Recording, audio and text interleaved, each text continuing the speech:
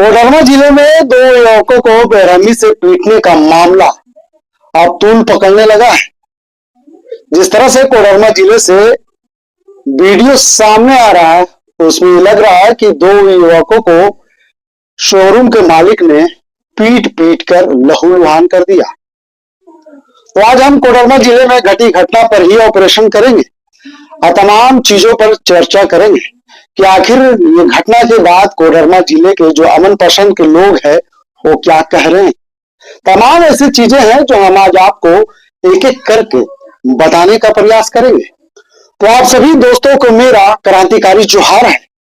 चलिए आज हम बात करते हैं कोडरमा जिले का, जहां पे कोडरमा जिले में पिछले 2 दिन पहले जो बड़ी घटना घटी और सोशल मीडिया में उस घटना का वीडियो जब वायरल हुआ तो मान के चलिए कि जो अमन पसंद के लोग हैं वो इस घटना से काफी मरम्मत है।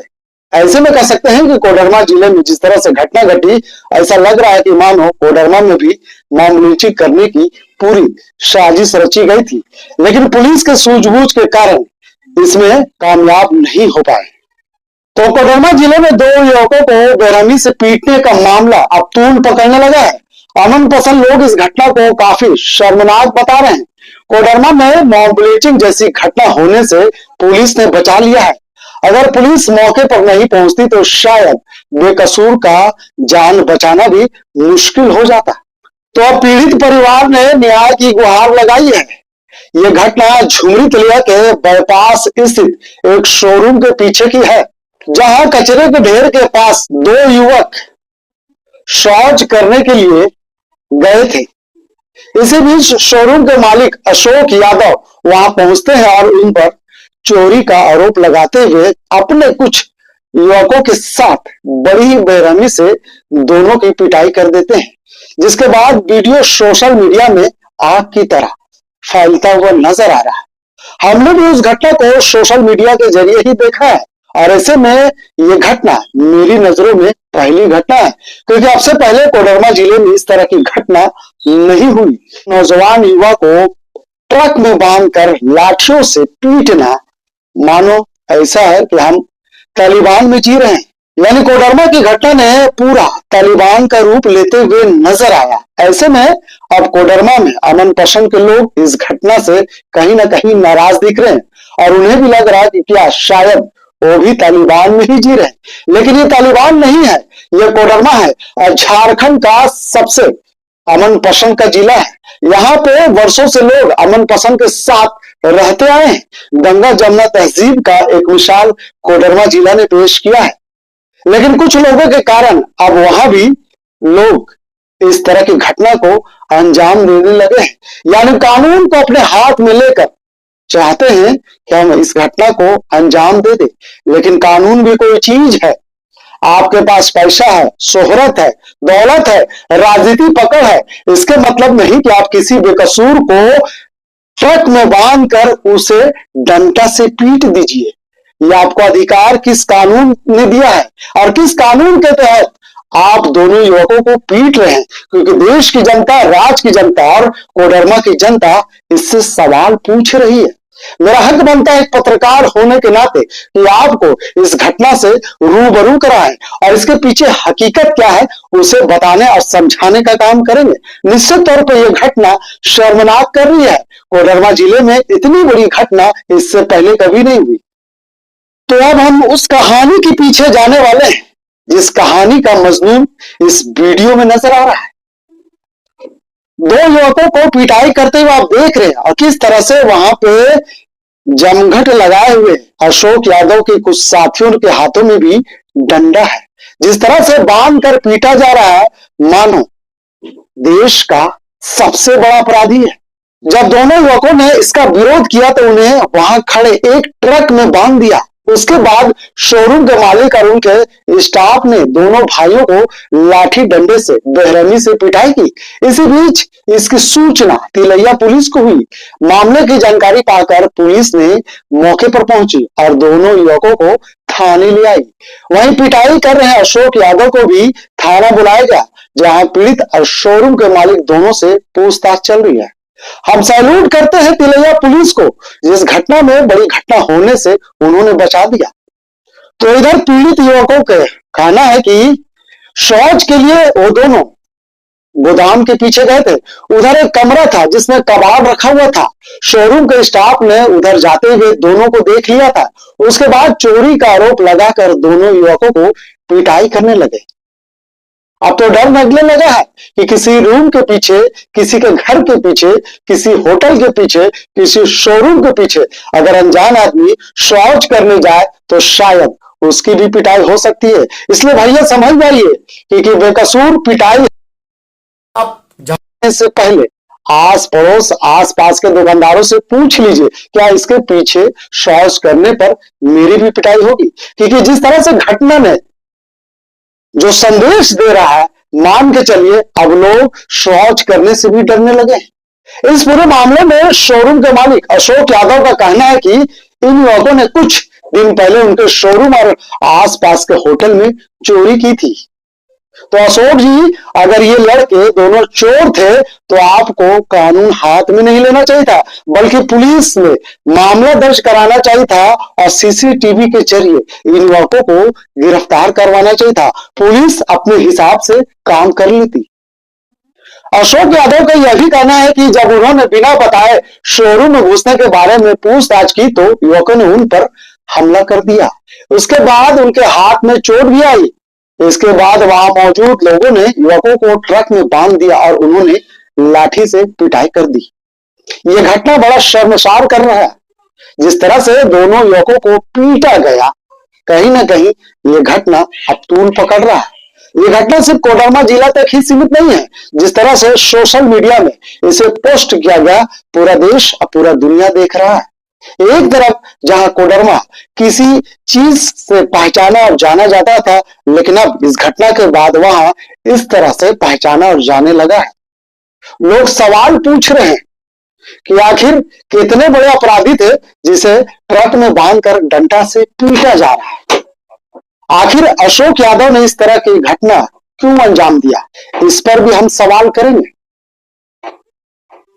और किस अधिकार के तहत, किस कानून के तहत उन्होंने अपने हाथों में डंडा उठाया, इस पर भी हम सवाल करेंगे। क्योंकि मेरा कर्तव्य बनता है पत्रकार होने के नाते आपसे सवाल पूछना। तो कोडरमा के न्याय पसंद लोगों ने इस घटना पर निंदा जताते हुए शोरूम के मालिक के खिलाफ कार्रवाई करने की बात भी कर रहे हैं।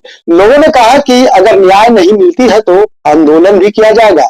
ऐसे में अमन पसंद लोगों ने आज कोडरमा और तिलैया थाना, जिस क्षेत्र में घटना हुई है उस थाना झुमरी तिलैया थाना पड़ता है, और वहां पे उन्होंने तिलैया थाना प्रभारी से बात भी की है। ऐसे में वहां के डीएसपी से भी बात हुई है। निश्चित तौर पर कह सकते हैं कि अमन पसंद लोगों ने कहा है कि पुलिस कार्य कर रही है और जांच भी कर रही है। अगर पीड़ितों को न्याय नहीं मिलता है तो कहीं ना कहीं मान के चलिए कि कोडरमा जिला में एक बार फिर से आंदोलन देखने को मिलेगा। सबसे पहले जिन पीड़ितों को बेरहमी से ट्रक में बांध करके मारा गया है उसकी मैं निंदा करता हूं। और हम लोगों ने अभी बैठक किया है और बैठक के जरिए हम लोग को जानकारी मिली है, वीडियो भी हम लोगों ने देखा है। बहुत शर्मनाक वीडियो है और जिन लोगों ने पिटाई किया है वो मॉब लिंचिंग किया है। वो अगर पैंथर नहीं जाता तो हमको लगता है उसकी हत्या हो जाती। इसीलिए हम लोग मांग कर रहे हैं कि जो लोग इसमें शामिल हैं उनकी गिरफ्तारी हो, और गिरफ्तारी नहीं होगा तो फिर हम लोग फिर बैठक करके आंदोलन तय करेंगे। अगर वो कार्रवाई होती है तो हम लोग कार्रवाई के पक्ष में हैं। जिस तरह से बेरहमी से पीटा गया है वो उन पर एक्शन हो। घट का प्रयास नहीं है, ये मॉब लिंचिंग ही है। और उसके परिजन अगर उसको नहीं बुलाते पुलिस वालों को तो ये दोनों मारे जाते वहाँ पर। ये झारखंड को अपराधी हो। हम लोग न्याय के पक्ष में शुरू से खड़ा हो रहे हैं और आज भी उसी रास्ते पर खड़ा है। इस मामले में आप आगे क्या कुछ करेंगे? आगे अभी आश्वासन मिला है कि हम कार्रवाई करेंगे, जैसा कि सुनने को मिला है कि कार्रवाई करेंगे। सामूहिक निर्णय भी हम लोग लिए हैं कि अगर इस पर कार्रवाई नहीं होगी तो जन आंदोलन का रूप तैयार करना। ऐसे में लाजमी है जिस तरह से घटना को अंजाम दिया गया, शायद कोडरमा के लोग और अमन पसंद लोग चुप रहेंगे तो इस तरह की घटना और आपको देखने और सुनने को मिल सकती है। इसलिए इस तरह की घटना को पूरे राज्य में, पूरे देश में कहीं भी ना घटित हो, इसलिए उन्होंने आंदोलन का रूप अपनाने का भी चेतावनी दी है। निश्चित तौर पर कहते हैं कि पुलिस जिस तरह से कार्रवाई कर रही है, लोगों को भरोसा है कि पुलिस अगर नहीं आती तो शायद इस घटना में दोनों युवकों को जान भी जा सकता था।